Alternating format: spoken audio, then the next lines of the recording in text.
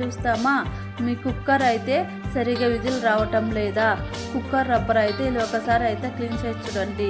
మా కుక్కర్ అయితే సరిగా విజిల్ రావటం లేదు, రబ్బర్ అయితే ఇలా అయితే క్లీన్ చేసుకోండి. ఇప్పుడైతే ఒక బౌల్లో అయితే వాటర్ తీసుకోండి.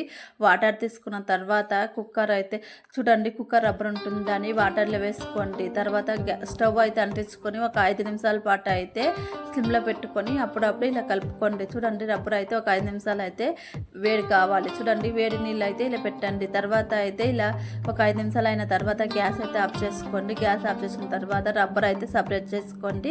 సపరేట్ చేసుకున్న తర్వాత ఒక క్లాత్ తీసుకొని తుడుచుకోండి.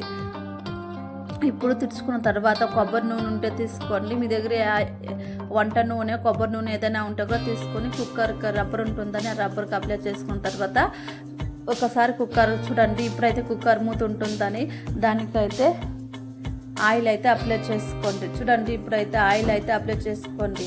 ఆయిల్ అప్లై చేసుకున్న తర్వాత రబ్బర్ అయితే ఇలా వేసుకోండి. మీ కుక్కర్ అయితే సరిగ్గా విజిల్ రావటం లేదా, ఇలా ఒకసారి ట్రై చేసి చూడండి. మీరు ఒకసారి ట్రై చేసి చూడండి. మీకు ఏదైనా ఒక టిప్స్ నచ్చితే లైక్ చేసుకోండి, సబ్స్క్రైబ్ చేసుకోండి. Please and like and subscribe. Me cooker అయితే సరిగా విజిల్ రావటం లేదా, కుక్కర్ అయితే రబ్బర్ అయితే ఇలా ఒకసారి